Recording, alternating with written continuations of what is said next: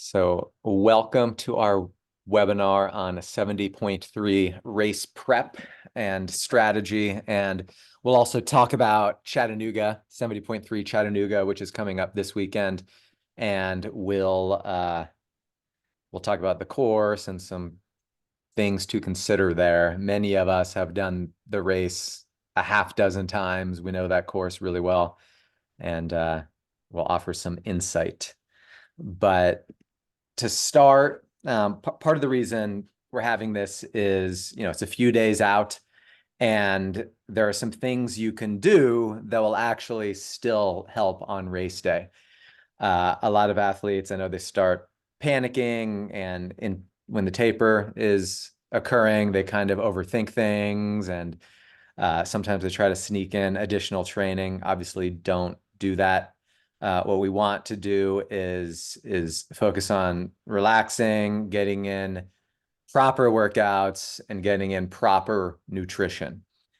So some things you can control on race week is one of them is nutrition. And so I want to kind of start off with that. And the idea here is, you're training less, so you don't necessarily need to be eating as much as you did. If the taper brings you down to 12 hours a week and you're training 20, or it brings you down to 8 and you were training 12 or whatever, it's okay to listen to your body and eat a little bit less. However, as we get closer to the race, we do want to eat a lot of carbohydrates, and you're going to be in a calorie surplus if you're doing that.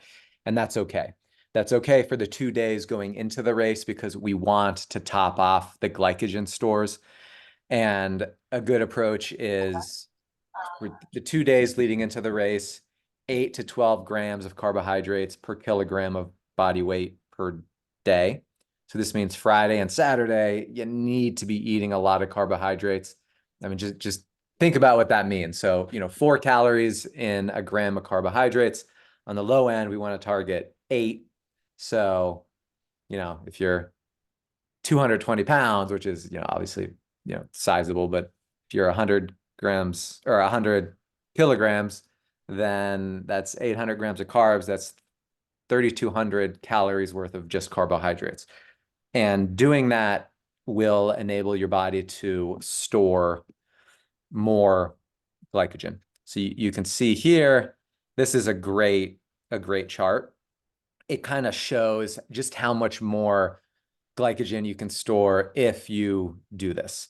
So trained athletes, they can kind of hold more carbohydrate in their muscles, so muscle glycogen. And an average kind of trained person at rest, they can have store, call it 500, and then if you carbohydrate load, it's possible to almost increase that by 40 to 50%, which is a substantial increase. And your body is going to be glad that it has access to carbohydrates, especially at the end of the run.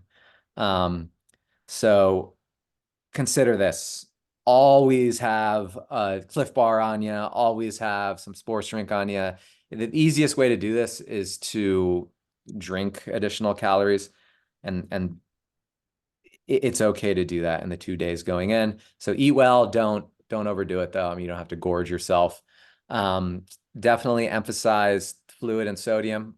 When it comes to preloading the night before, you definitely want to drink about 16 ounces of fluid with 500 to 750 milligrams of sodium. Don't start sodium loading now. It doesn't work that way. You'll just pee it out. The body is good at regulating sodium levels. But the night before and morning of, it's good to kind of increase your sodium and fluid intake. And one other thing I want to talk about is caffeine. So studies show that there's no benefit weaning yourself off caffeine. The ergogenic benefits, they will be there even if you don't wean yourself off. I know sometimes athletes, we used to kind of not drink coffee the week of a race so that We have it on race morning. We feel all buzzed up. However, that's not necessary. But definitely take caffeine on the morning of and during the race if you can tolerate it. The day before, so on Saturday, low fiber, low fat, a lot of carbs, and nothing new. Don't try a new sushi place for sure. Just tried and true, bland foods, go-tos. We're gonna have a pasta dinner, and I'll talk about that later, but definitely come out to that if you can on Saturday. Does anybody have any questions on race week nutrition or anything here or anything to add? Well, one thing I'll mention about the caffeine, just make sure you guys practice this beforehand. If you're racing this weekend and you haven't used caffeine during a race, you definitely want to practice this during like a big day effort. That way you know how your body responds and how your GI is going to respond as well. Yeah, for sure. And then training this week. So just don't do anything additional. The body needs to recover. The idea is to perform short, frequent workouts with some activation. So we're not building fitness. We're just keeping the nervous system primed. And definitely get in open water this week. This is a fairly early race. You don't want the first time you hop into open water this year to be Sunday morning. It is always good to swim in at the race venue if you can the day before. But definitely get in open water. Another thing you can do and that you sort of have control over this week that will enhance performance on race day, practice transitions. And this includes practicing the mount and the dismount and also just visualizing exactly what's going to happen. It might not be wetsuit legal. It probably will be. That's the balance of probability. So visualize coming out of the water in your wetsuit. There will be wetsuit strippers. Visualize everything. You're coming out, you pull up your goggles, you lay down, wetsuit strippers rip your wetsuit off. I think it's worth it to utilize them. Then run to transition, just throw everything down. It's possible that all you do is put your helmet on and grab your bike and go. Like that's literally it. If you strap your shoes into the pedals. And then if you do that, certainly practice the mount. Jackson posted a great reel on Instagram yesterday, I think, about the was it the what was the mount, the There's step a mount?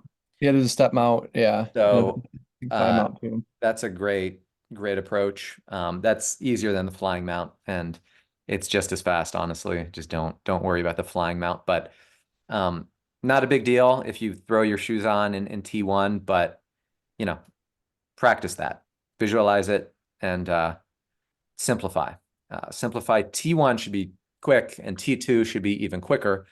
When you come in, it's just you mount your bike, throw your helmet down, throw your socks and shoes on, then grab everything else and start running. Don't stand there putting your hat and sunglasses on and bib. Do all of that when you're moving. That'll save a little bit of time. But definitely visualize them. And whenever you do a 70.3, walk transition both ways the day before, rehearse it, know exactly where you're going, memorize where your bike is, obviously. And these things can pay off. Yeah, look for like any indicators like a light pole or things like that that can give you a visual on race day two when you're running up to your bike. Yep, that's good. Anybody else have any thoughts on training the week of or what to practice? Nope. Then let's move on. So triathlon is logistically, it can be challenging sometimes. There is a lot to remember. There is a lot of gear that you need, and it's getting even more complicated with, electronic shifting. Make sure you have the batteries. Make sure that you don't forget your cycling shoes. Make sure you you have your chip on you. So make a list. Lists are your friend. And there's a list that is available on the website that can be helpful. It's the link in here, but if you go to the athlete resources page, this can be a good starting point. So I can put this into the chat now, but figure out if you need to add anything. I don't think batteries around here. Actually, it's good to bring an extra battery for your derailleur if you have electronic shifting. But just remember all that. And then it is beneficial to, like I said before, always carry some fluid and electrolytes around with you when you're going around the venue, especially a race like Chattanooga where it's going to be warm. You're going to be sweating. You want to just make sure that you're replenishing your fluid and sodium and carbohydrate stores. It's good to carry around energy bars so that you toe the line up here rather than down here. We don't want you bonking. You'll enhance performance if you have more carbohydrates in your body. So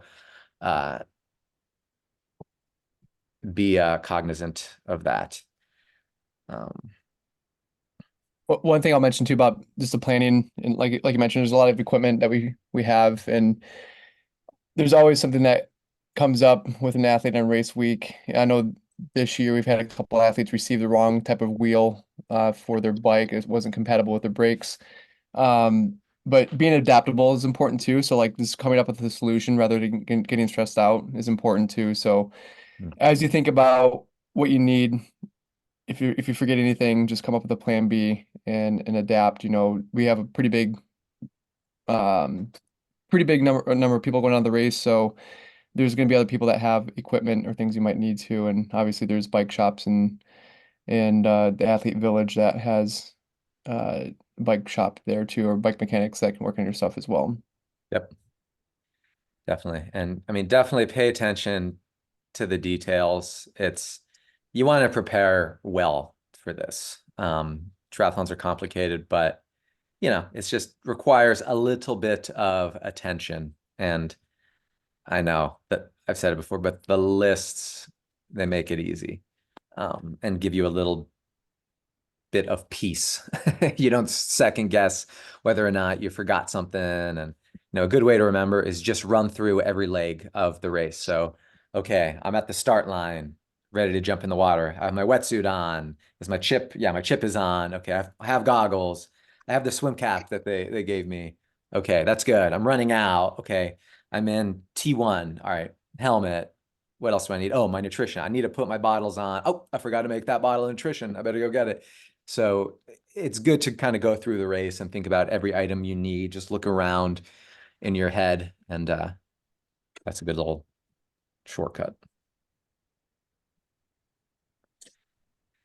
And then finally, relax. So give yourself permission to unplug and, if possible, reduce your cognitive load. I'm talking kind of more about just like life responsibilities. If I know work obviously there are things that you might have to do, but if possible, just give yourself permission to step back, and you can, revisit all of your responsibilities right after the race. But relaxing and lowering your cognitive load can enhance performance. So maybe it's tough for you to unplug, and maybe you're a little bit of a workaholic. Know that unplugging will enhance performance. So it's a good excuse to maybe reset mentally. And sleep is important. It's still important this week. Try to maintain a consistent sleep schedule, cool rooms, white noise at the hotel, sleep masks. Assume that it will be a little noisy in your room if you travel, and bring some things that can help you fall asleep. So do relaxing things. Don't, do things that are too exhilarating the week of, books, movies, etc. And be careful about staying too long in Athlete Village. Uh, Athlete Village, it seems like there are fewer and fewer vendors there, honestly. Ironman charges a lot. So uh, hopefully, I mean, definitely don't linger there for too long in the sun. Um, Stay off of your feet. Just relax. Be lazy this week, apart from workouts. Just be lazy. And then when we think about race day, um, we can discuss some general 70.3 strategy here. So 70.3, depending on the athlete, call it 3.5 to 7 hours of exercise. Most athletes are going to be somewhere in between. That means that, you can go fairly hard during a 70.3. Typical intensity factor is 0.8 to 0.87, which is, I would say, moderately hard, sort of a light tempo effort, certainly zone 3. And obviously talk to your coach. I mean, you should know your power targets in general, but it's going to be a range on race day. You want to race the course. You want to race wisely. On the bike, you want to draft legally, if that makes sense. Um, you can save watts there, but you also don't want to settle. You always want to be passing if you can. And one sort of motto that I've been telling athletes this year before races is just be relaxed and relentless. So being relaxed means being efficient and, just do a body scan at every single point, including in the water. Just try to move at the same velocity, but use less oxygen. So use less muscles. You kind of shake out your hands on the recovery every so often. Focus on good, long, strong strokes, and focus on relaxing. But be focused. Like part of being relentless is being aware of what you're doing and doing things that will save a little bit of time. If you can save a little bit of time here, here, here, here, here, it adds up over a race. And you don't want to zone out and become apathetic because then you settle behind an athlete on the bike or something that, and you should have passed that athlete. So, and especially if you're at the front of the race, and certainly if you're a pro athlete, you have to be focused. The race moves fast. I think we have a handful of athletes, it's their professional debuts. Transitions are a lot different. You're not jogging to your bike. You're running quickly and you're getting on the bike as fast as you can. Everybody's trying to drop everybody else. And all of a sudden they're on the bike course, they're working together, and No, what happened? you don't want to break that rubber band. So, and it's a similar idea no matter where you are.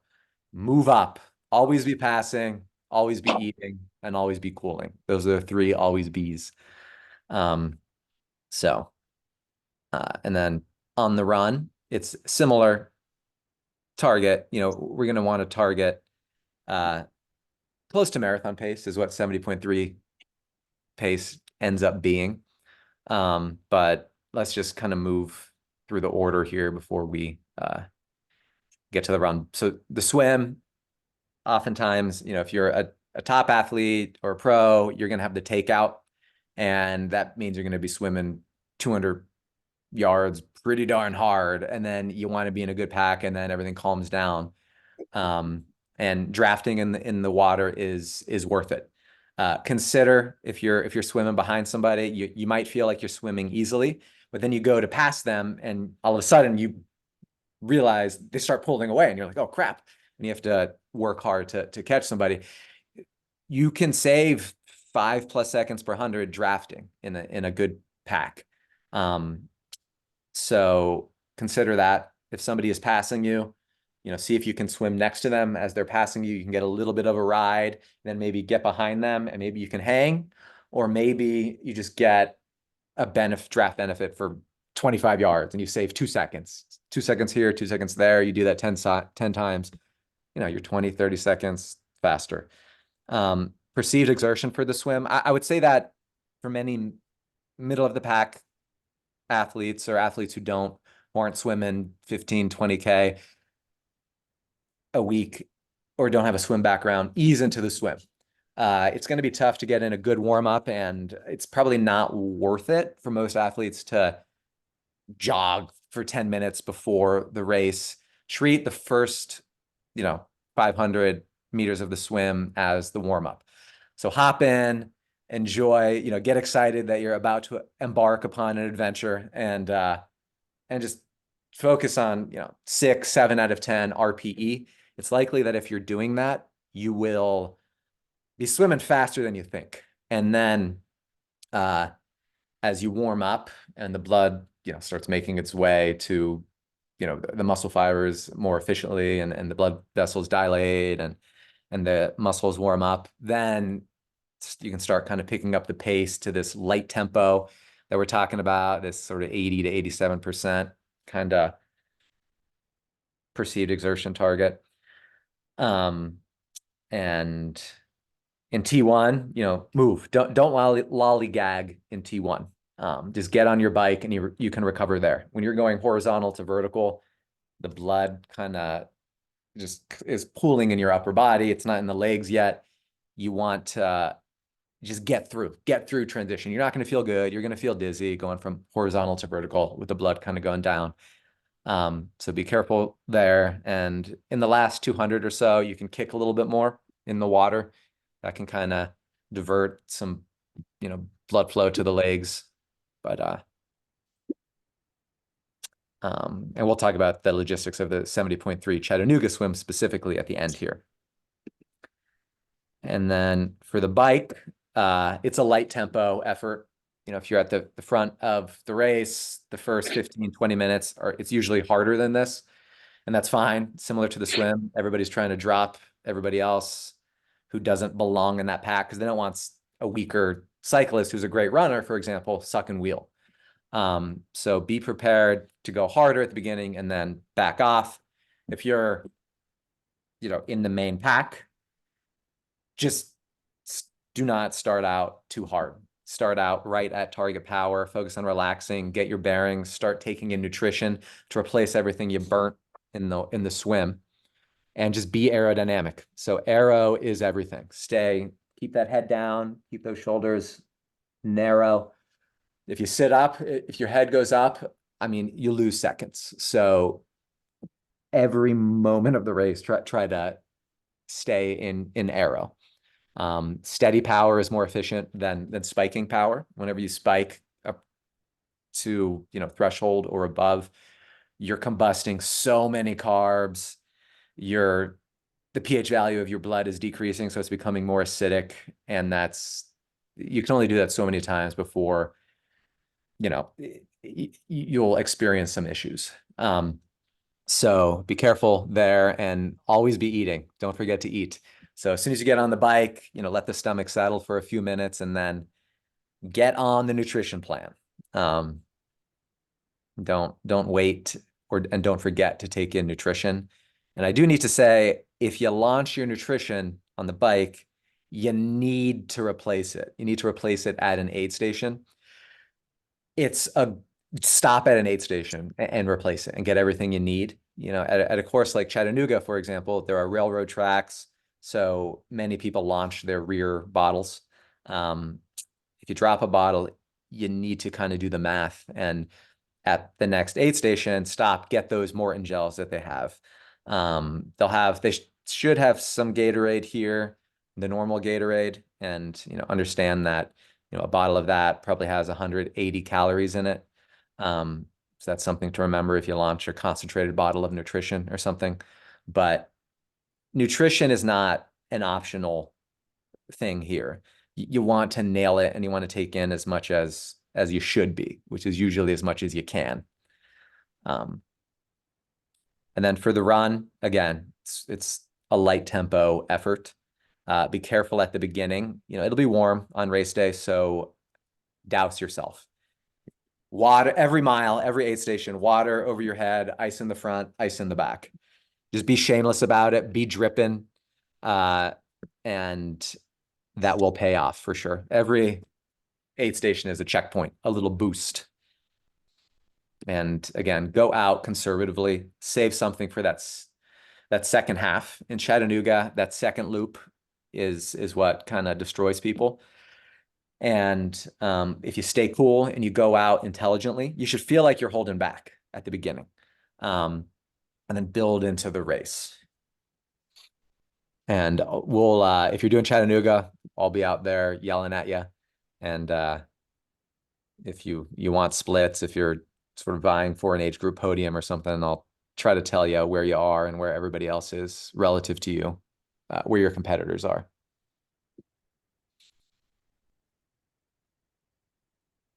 Um, Go. Go ahead. Somebody have a question? Nope.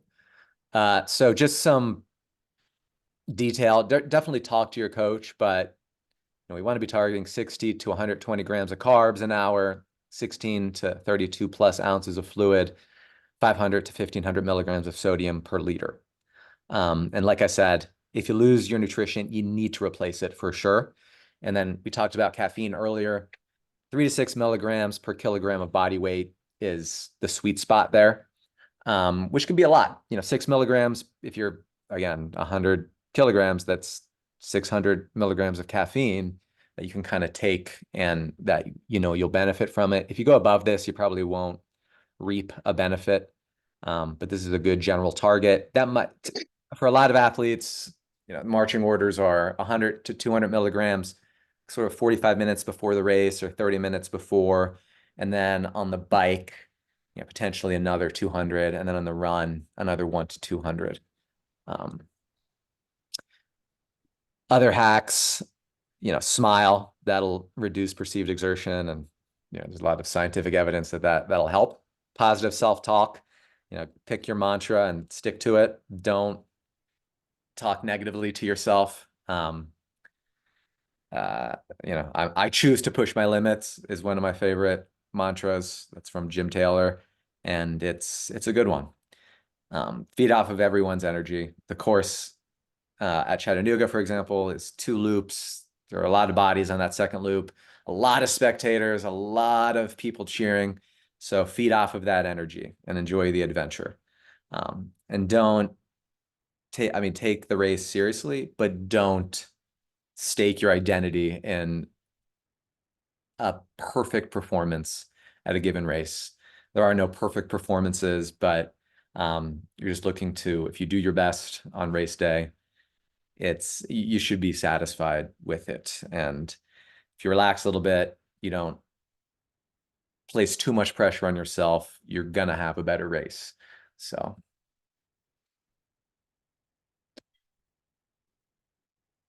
and then now, does anybody have any questions on general 70.3 race prep before we talk about Chattanooga specifically?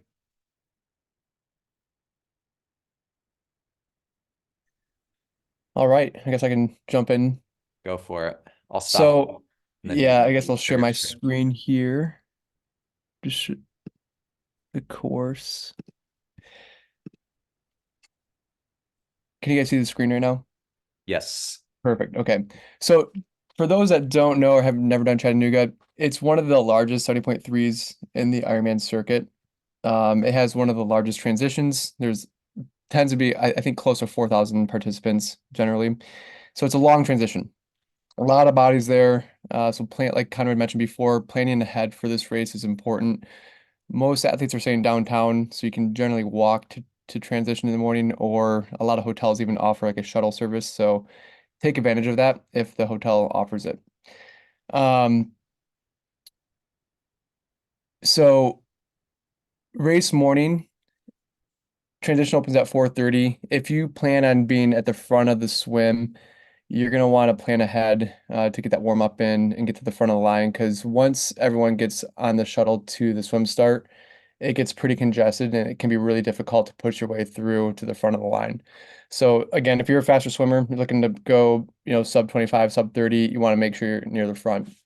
I guess starting with the swim, it is a point-to-point swim downriver in the Tennessee River. The current tends to be similar from year to year. However, it does get impacted by how much water is in the dam and the reservoir and how much they need to add, change the flow rate.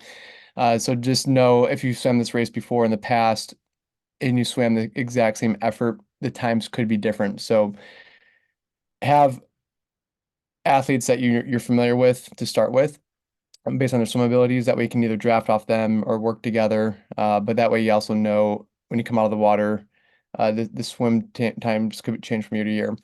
This race particularly, you jump off, there's like they put a pontoon in the water, and the pros will start in water. They'll line up here. And then age group athletes will jump in off the pontoon. If I recall correctly, the buoys are all sighting buoys except for the last buoy, which is the red buoy, and it's a turn buoy. And this buoy tends to be right on the edge of the platform. There's like a concrete pad, I don't know, not a patio, I can't think of the word, but that's the only turn you need to make. When you're in the river, selecting the course that's closest to the center is probably going to add the most current, so it's going to be the best. So if you're swimming close to the edge, there's less current on either side of the island or near here, so just know that as well. So they tend to put the buoys right down the center, so just use those as a guide. This race also, it's 1.4 miles, so it is a little bit longer than your typical 1.2 mile swim. However, I've found that the years I've done this race, it tends to be pretty close to a like an honest lake swim. So if you were to swim 30 minutes in a lake, that's pretty calm. You're probably going to swim pretty close to the same pace in this river. Any questions about that, the swim? No, I would just say for Chattanooga, know that there is a shuttle from T1 to the swim start. So the good thing, if you ever do a race with one of these, Ironman does a really good job moving athletes along. You're not going to be waiting long for a bus. It's kind of amazing that they can move probably 4 or 5 thousand, honestly, people in the morning within like 30 minutes. Because a lot of times spectators ride the bus with their athletes and stuff like that. Maybe they Mhm. won't allow that this year, but uh, you know, but know that that's another logistical thing to consider. You have to catch the bus. So look at the schedule and know that just be on time for everything. Yeah. And like I said, like if you're a faster swimmer and you plan to be in the front, you want to get on one of those early buses. And as soon as they drop you off, start pushing yourself to the front because it will get condensed in there. What do you guys recommend bringing to the swim start as far as like nutrition, a water bottle, etc.? Definitely a disposable water bottle, unless you don't, if you have one that you don't care about with some hydration mix in there. It's always good to take a gel about 15 minutes before the start of the race as well. So that would be appropriate. If you're there for an hour, you're gonna want a little bit, you just plan accordingly. If you're standing around for an hour. They have morning clothes bags. So you can bring a Yeah. lot of stuff. I know last year I brought a bag and it's the clear plastic bag that Ironman gives you. And you could I wore UFOs, I wore other stuff and brought nutrition like a gel, caffeine, a water bottle. And then, I put that in there and I put a bunch of other athletes' stuff in there just so that they wouldn't, like they thought they were gonna have to throw it away. But, so don't forget about that. It's easy. Just put your number on there and then you give it to somebody at the swim start and Mhm. then you'll pick it up at the end. And so when you exit the water here, they have like a staircase you get out of, and then a slight uphill to T1. Like I mentioned before, this is one of the larger transitions with the amount of athletes they have racing. So depending on where your bike's racked, if you're at the beginning of the transition, you're gonna have to run a long ways with your bike. So just be prepared for that. If you're near the end of the transition, then obviously you have to run less with the bike, but just know how far you have to run with the bike. That way you can prepare if you're gonna run with your shoes on or have your shoes attached to your bike as well. All right, moving on to the bike.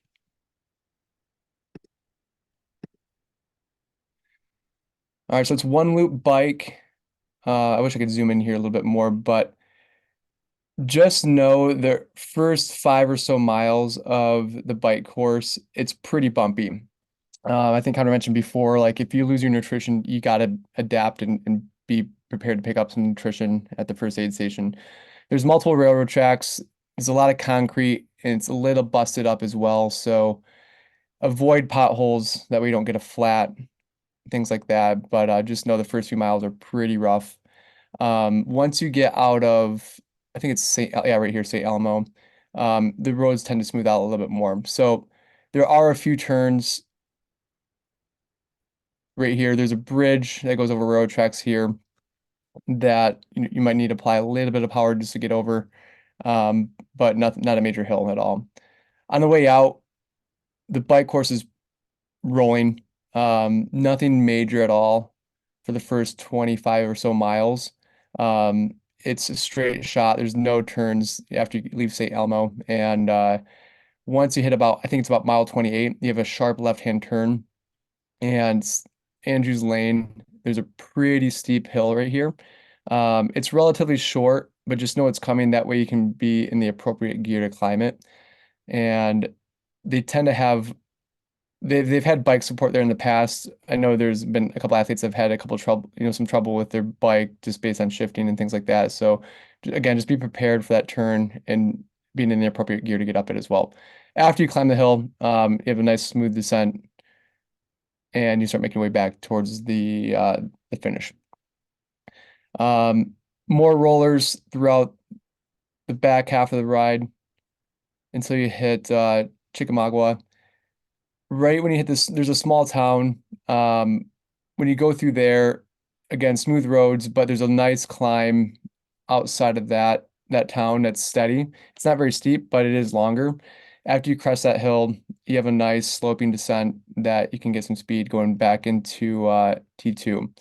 And then once you make the last right-hand turn here, you're on the same road that you came out on. Nothing special here again, but again, the last 5 miles again, it's going to be bumpy. Be prepared for the railroad tracks. Watch for potholes and things like that. There's three aid stations on the bike. The first one will be about mile 15, mile 30, and just past mile 45. With the density of athletes in this race, if you're, a middle pack athlete, there's going to be groups. Just pay attention to who's around you. Be mindful of drafting from a safety perspective, but also just the integrity of the race. It can get pretty condensed out there, so just be really careful while you're out there. If you're near the front of the race, it tends to thin out pretty quickly after some of the hills and things like that. Any questions about the bike course? Or anything to add? No, I All mean, right. just stay arrow on the highway and, you know, punch over the hills. If you keep your momentum, you can go up. I think that's the bottom line. And be careful of the potholes, like Derek said, especially at the beginning of the race when you're exiting town and entering town. I got a flat last year. I hit a pothole. It just came up and it's not fun getting a flat Yeah. because of a pothole. But so be careful, you got to pay attention. Goes back to that focus, focus concept. Yeah. One other thing to note too, the wind conditions have changed year to year on this course. I know last year was that particularly slower year for a lot of cyclists, even though they applied more power than previous years. So last year the wind was coming from the north, so you had a tailwind on the way out and a headwind on the way back. So that may change your plan a little bit based on, where you are in the race and how competitive you are as well. And when you start the race too, the wind tends to pick up a little bit more later morning. But if the wind does come from the south, it's nice because you have a nice tailwind all the way back to transition two. All right, going into the run. So Chattanooga tends to always be pretty warm. Um, like Hunter mentioned before, just be prepared to cover yourself with water and ice relentlessly throughout this run course. I know the forecast for this weekend looks a little warm, pretty humid, so be prepared to adjust your pace appropriately. Uh, this is a two-loop run course, a lot of spectators, a lot of energy. You got to stay in control early on because it's really easy to get excited as soon as you leave transition. Because after you leave transition two, there's a lot of people watching the cyclists come in, so the energy is high. So just pay attention to your pace and your heart rate when you leave the transition. You have a nice steady climb about mile 1 to 1.5. And after that, you're on this highway and it's pretty exposed. So just know the sun's going to be on you. It's going to be warm. After you get crest the hill on Riverfront Parkway, it does slope down a little bit. You have a little bit of a descent here before you enter a parking lot, and then you head out to a U-turn on the boardwalk here. When you make the U-turn here and you're on the boardwalk throughout this area, it tends to be a little bit humid. There is some more tree cover, but it seems like there's always a lot of moisture in there. So just know it's gonna feel a little bit more steamy in this area. Nothing too crazy here, but Battery Place Hill, there's a pretty steep climb here. They have a Red Bull station at the top, but just know the first loop, take it conservative because the second loop it's going to be a little bit more challenging. When you're running down that hill, you have a really sharp right-hand turn because you have the momentum of running down the hill and you make a sharp turn to cross the first bridge. So Veterans Bridge has a little bit of incline, nothing too crazy, but again, you're really exposed at this point too in the sun if the sun's out. And after you cross the bridge, nice downhill to the U-turn here. You go, I think not, they've changed the course a little bit, but it used to go up Barton a little bit more, but now I think you just turn right at the edge of the road here. And you go downhill under the bridge. And then this section here, a lot of spectators, so a lot more energy as well. So it's going to give you a little bit of bump, but again, just don't get too excited yet. And then you cross the bridge for your second loop. So when you cross the bridge, just make sure you know the second loop you hang to the right. And then when you finish, you're going left. And then that finish line, you go downhill right to the finish chute.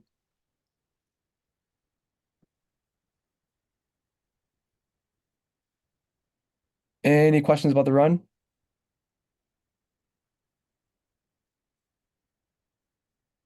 No, I think the main thing to remember is it's gonna be hot. So to be soaking wet the whole time. Yep. You know, it's not gonna be crazy, insanely hot. I think you can run quite well. But listen to your body. If you're well adapted to the heat, you'll be able to run closer to what you would run on, a mild day. If you cool well, you can run close to what you would run on a mild day. But it's okay to start 15 seconds slower per mile and then accelerate. You can't bank time on a course like this. It's moderately challenging, but you can run a fast time here for sure. There aren't that many big hills. You have the Battery Place Hill and then the bridge, and then that's it. Mm-hmm. So Yep, just stay cool out there, cover yourself in the water. You'll see a lot of other working triathletes on the course, which is exciting. So keep an eye out for the blue and teal diamonds. And Conrad and I will be out there as well. I think some other coaches will be out there as well too. So a lot of support from us. definitely. Cool.